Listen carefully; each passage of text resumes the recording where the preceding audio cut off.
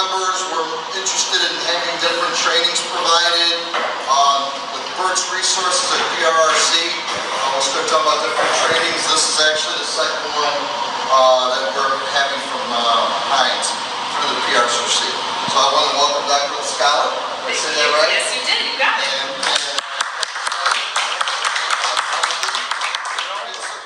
Support services, Wendy, thank you. And then, of course, we want to give a great big thank you to Amanda.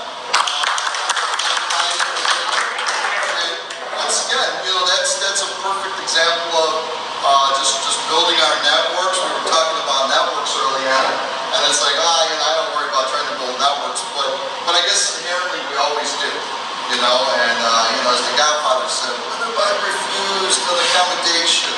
Alright, that's kind of like how I look at it. If I have a resource, if we have a resource, it's still good to anybody if you're not willing to share. So, the conversation happened, led to a training, and now here we are having our second training. So, I get out of here. Thank you very much, and welcome to American Legion 335 on VFW 5979. Wonderful. Thanks for having us. We're super excited to be connecting a little bit more with the community. Joe and I don't usually get to get out much from the office, or Wendy. I mean, this is wonderful for us to actually be out of our usual stuffy offices, coming in to talk with you all, so thank you. As Lorenzo said, I'm Amanda Lyskawa. I'm a licensed clinical psychologist at the Edward Hines VA. I've been at Hines for a little over 10 years now. Before I was at Hines, I was at the Jesse Brown VA right before this, and then the Rowdebush VA before that. So there's a theme here. I like working with veterans, right? So I've been doing this for a long time. I actually specialize in working with individuals who have a diagnosis of a serious mental illness. That's kind of always been my passion. That's what I did my specialty training in, and the VA's been a wonderful place to work. I love working with veterans. I'll let Joe introduce himself. Sure.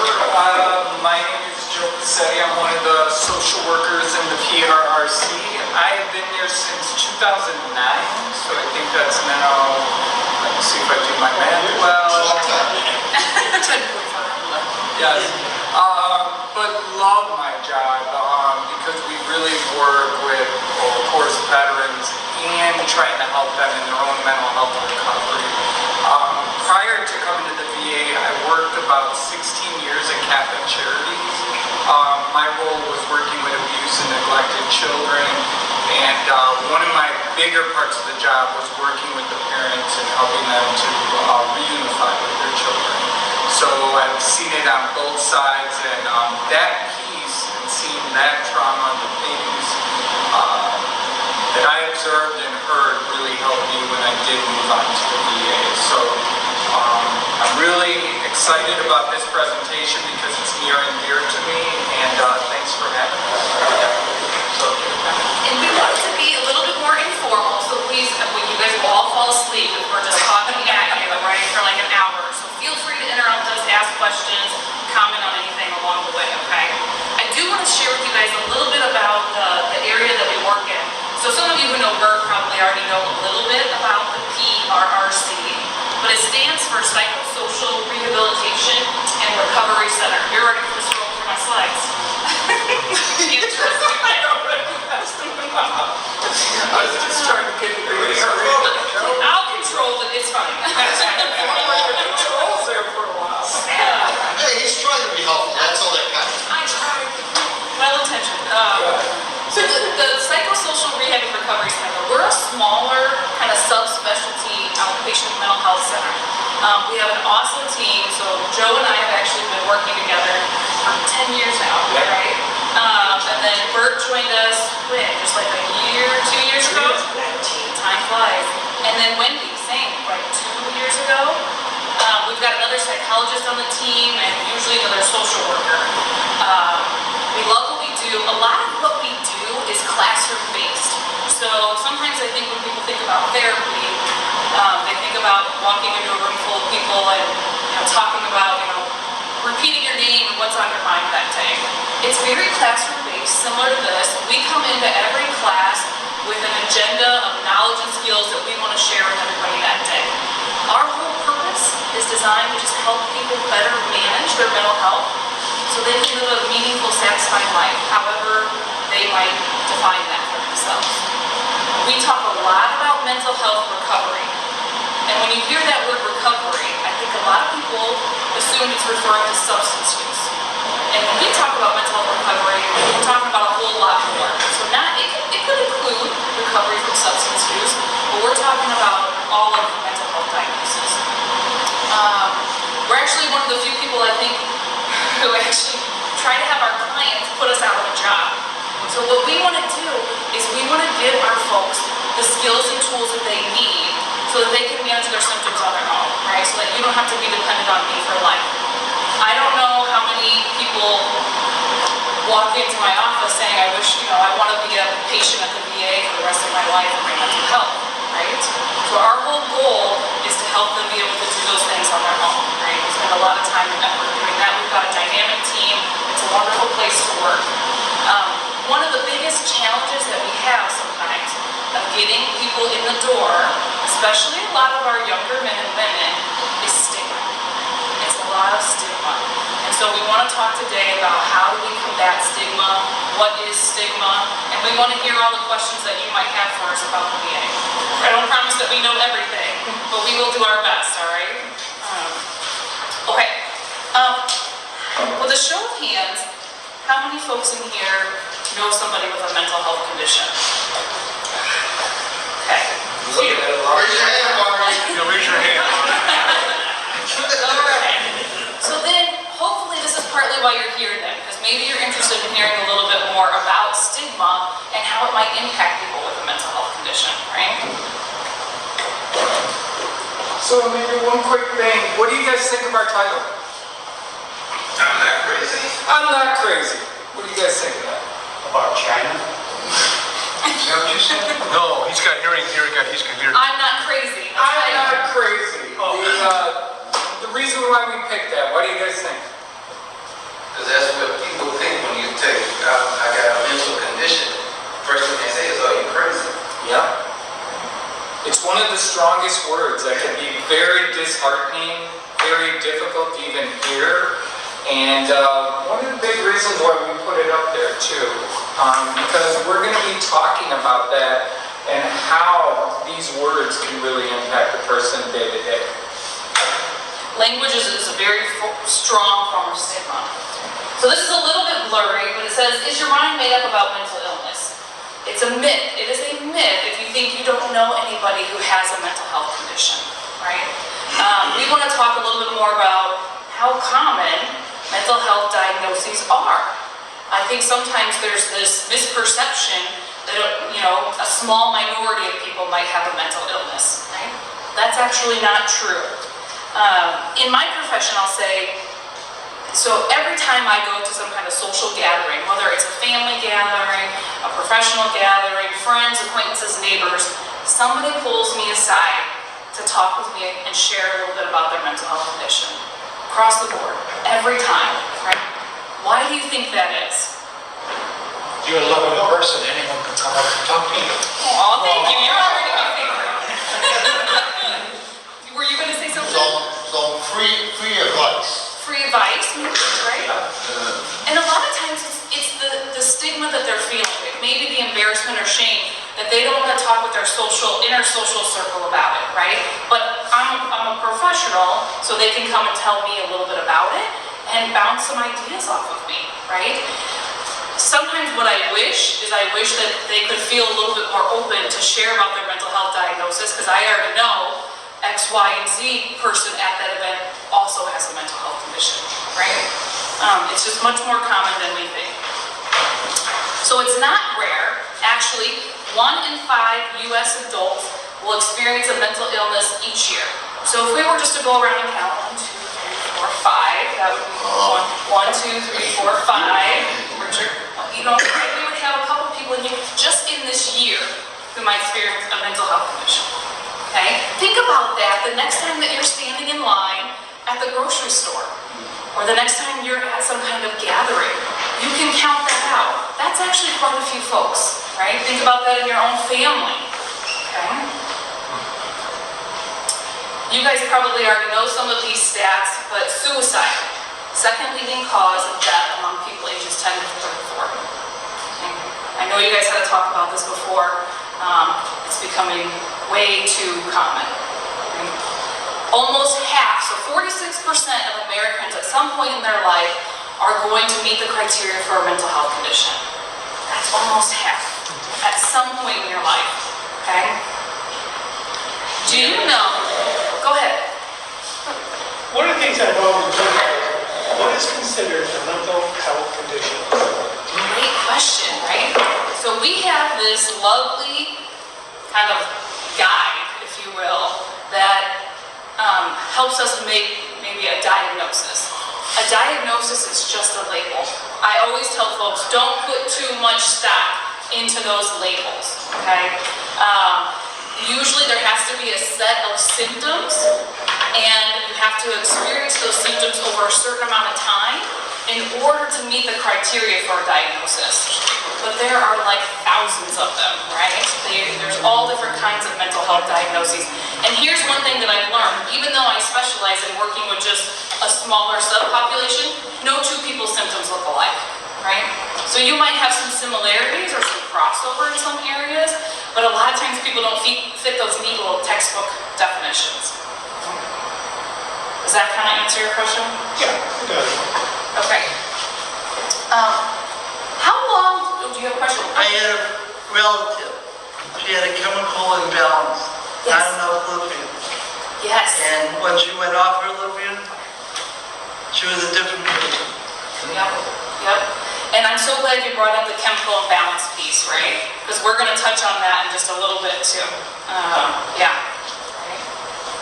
How long do you think it takes somebody on average to seek treatment from when they first start to recognize their mental health symptoms to when they actually go in and seek treatment?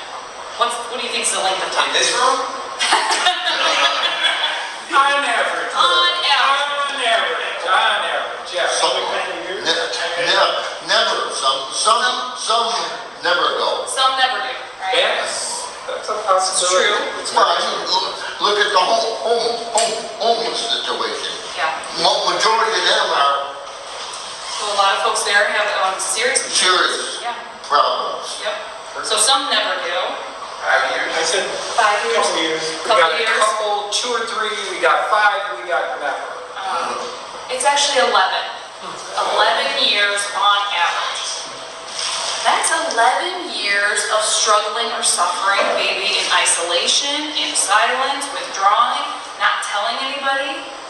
Think about the social and financial and physical aspects of that, right? There's a lot of impact from that. But Dr. Lyskawa is not only that, it's spending 11 years in your head, in those thoughts, without help. That breaks my heart. And think how confusing that is. Think about how the brain would go Then when people reach rock bottom, right? They may come in. Yeah, they come in. We hope so. We I hope get before Oh, then. yeah. We hope before then. Either that or they, Well, and that goes into what we're, yeah. No, I mean, it's, 11 years, maybe, Yeah. oh, then it gets worse. Yeah, right, without It's any like, treatment. you get in your head, it gets worse, yeah. and then you just say, hey, Yep. Lorenzo, or what you're saying. I was gonna say, so what is it then? After 11 years, they do hit rock bottom, or someone finally says, hey, you better go in, or? I think sometimes it's inevitably having kind of a break maybe with reality where they do have to get hospitalized. Maybe it's family and friends that finally push them. I think it's different for everybody. And then here's what I always say about those horrible feelings that people are feeling when they first come in. At that point you kind of are at your lowest point usually. And I say, good. Because now you're finally in here, right? If you're just a little bit miserable or a little bit uncomfortable, we don't usually change, right? It's not until you're really fed up with something that a lot of times you're motivated to try something different. Yeah, and one thing I want to add to that veterans have taught me, even coming to our program, there was another veteran who shared what it was like to be in our program that sort of squashed that stigma. To go, well, I know you, I trust you, I can come now. And I've had many vets saying, Joe, it was another veteran who told me about your program. So that's going to be something that we even pass on here. The information you learn, if you pass it forward, it helps decrease those 11 years. It's a big one. And I don't want to get too ahead of you, but you said you want to put us out, mental health on a business, but really there is no cure. There's not, right? There's no cure. It's not I mean, like, it's like alcoholism. I mean, you can stop drinking for 50 years, but you're still an alcoholic. you know, and I wish it was like when you get an infection, you take an antibiotic and boom, you're done. Over. But it's almost like your mental health is like your physical health, right? You gotta keep working at it, you Yeah. gotta keep taking care of it, And right? sometimes you just like that trigger, and you go right back. Yeah. Can I share? This is a good way someone described it to me. You guys ever been on a beach before? Yeah. Yeah. When you pick up the sand, you Yeah. see the little bit of the pebbles in there. Look to the right, Yeah. look to the left. Picture all those little pebbles in your mind. That are the neurotransmitters that are all working together. As you talked about earlier, the biochemical, reaction. And this is why it's difficult for us to truly know what's going on with a mental health diagnosis, because, think about that, all those neurotransmitters going at the same time. But guess what? The medications today, like Haldol, have you heard of Haldol before? It's one that they used in the 50s and 40s. And what it would do is it would hit parts of the brain, large parts of the brain. Now what they have is, for an antidepressant, they know specific spots that they're getting more fine-tuned, that it's hitting the diagnosis. So guys, the good news is though we don't have a cure, the research and the medication and the tools get better and better and better. Well, when you talked about the 40s and 50s, I thought, lobotomies.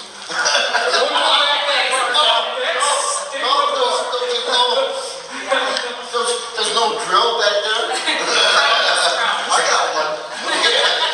Yeah. I think we got it. Lorenzo, yes, you can Tom hit it right on that. Yeah. It takes constant working at it. Once you're comfortable with what kind of work you're doing, what is therapy for you, it takes constantly doing it. And eventually it seems like, you're just going about your daily business, but you're constantly doing that self-therapy. Yep. Also. You gotta take care of yourself, right? Absolutely. And there's no one right therapy either. So I always tell folks, if you try one thing and you didn't like it, there's lots of other options for you, right? What works for Bert may not work for me. It's different for everybody. So sometimes it's a little bit of trial and error. Yeah, check it.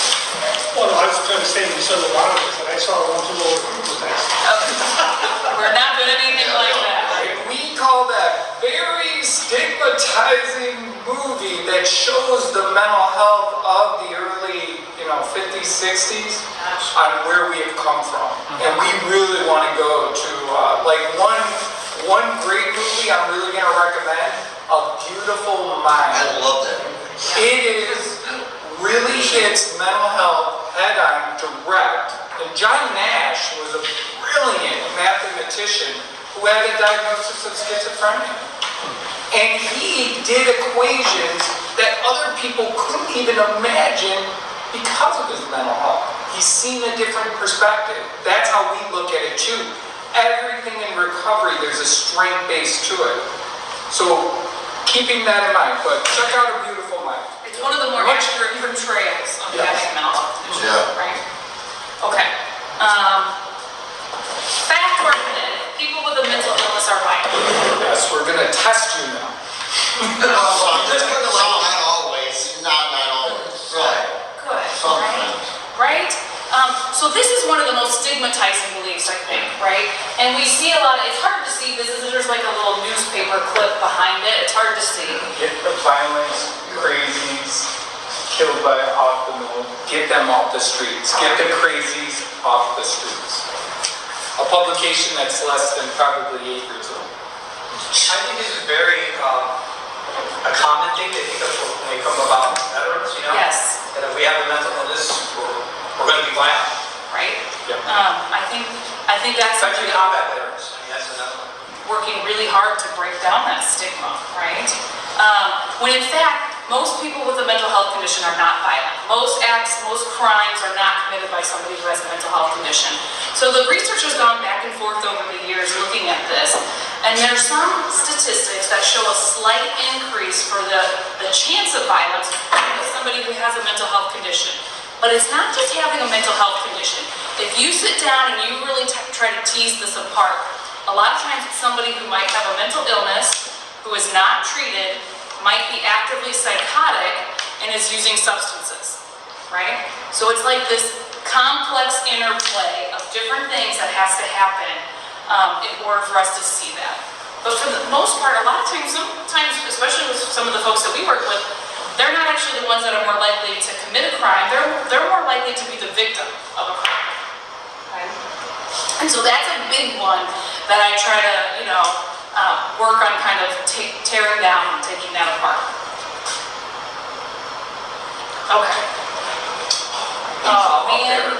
So you guys get to cheat on this. All right. So guys, we wanted to do some more facts and myths because a lot of times myths are out there because the general public, this is what they know.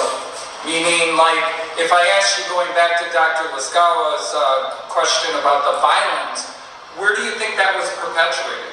Why do people, if I pulled 10 people from the street, they would probably say, yes, someone with a mental illness is violent. How does that happen? How do people get that idea in their head? What, to be violent? That someone with a mental illness? By other people, the media.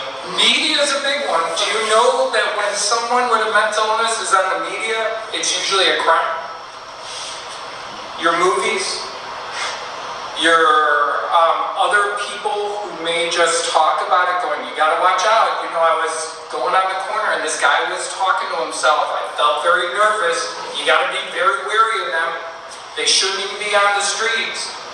And this is how things are perpetuated, guys. In this first one, guys, a person with a mental illness can make sound judgments and live independently. Obviously, it says this is a fact. I talked about John Nash earlier. He won a Nobel Peace Prize. How many people? I just want to interrupt for a second too. And you think about that, how this is perpetuated in the media. It's sensationalism, right? So you never get to hear about Steve Smith, who has a mental health condition, who's just been living his normal life his whole life, right? Like that doesn't show up in your news feed, it's not on Facebook, it's not in the newspaper. And so that's why sometimes we have to be smart consumers of some of the stories and things that we're reading, right? And realize there's a lot of other stuff out there that doesn't make it into the media. Or you had your hand up. Yeah, I was just thinking about some of our greatest leaders that we, as we were starting to find out, had a mental illness. We started thinking about Lincoln and Roosevelt. I mean, a lot of them had issues or struggles with depression and different things at different times, and it was just something that was hidden or not discussed. But we're starting to find out now that a lot of our great leaders and great people accomplished really powerful things, struggle with one form or another. Yes. And Bert, I'm glad that you bring them up because we remember Abraham Lincoln for many different things, but not because he had great, depression. But he did. Yes. And he overcame it. And this is something that when we share with our veterans, you can move to a better spot. You can overcome. And it's like, this is the thing when we talk about stigma, really trying to squash it. Second one, guys, a person with a mental illness should avoid contact with people and stay in safe places like home. Don't go out. Don't disturb the public. Well, I'll shop for you. Well, that COVID blew that one away. Well, we'll get into COVID. No, I mean, because people they can get vaccinated 18 times and they still wear masks, 18 masks, and when they wear masks. Stop talking about Fauci like that. But here's the thing. Oh no, they'll die. we're social creatures. And when we isolate, actually it causes, there's a safety there, Yeah, but there's stress. And guess what? What happens when we have more stress in our life? When COVID came about last year, Yeah. then I realized, I don't know, but it's bad to begin with, I know, but being isolated, being cooped up, is bad too. Super bad. And that's why. And for the kids. Yeah. I mean, in fact, you guys are going to have a whole generation of to work to look forward to. Yeah. To cure or to help. I hate to say that, but you know what? That's the truth. No, it There's is. gonna be a The lot whole of generation. consequences, right? A Yeah. lot of stuff. It truly is, but you're hitting the point how isolation is not a solution. Well, yes. The next one, mental illness can be managed if you're strong enough. Pull yourself up by the bootstraps. Just push through it. Anybody hear that for someone with depression? Yeah. You're just sad. Get over it. Come on, I got over it when I was sad. And usually when someone's saying that, they're actually trying to help the other person. But in honesty, the only perspective we got in this world is our own. And think about that. If I never truly experienced depression, what another person has experienced, sometimes I just need to listen. And that's a big piece. Last one here, guys, mental illness has a biological component. Very good job there back there. You already got us on that one. Yeah. And basically, guys, when those neurotransmitters, remember what I said about the beach? All those in your mind working together in cohesion. Think about it. As soon as those neurotransmitters get a little bit out of balance, you start to feel symptoms. And I'm going to say this. This has happened to everybody in this room, I bet. Because has anybody woke up late? Has anybody had a bad night's sleep?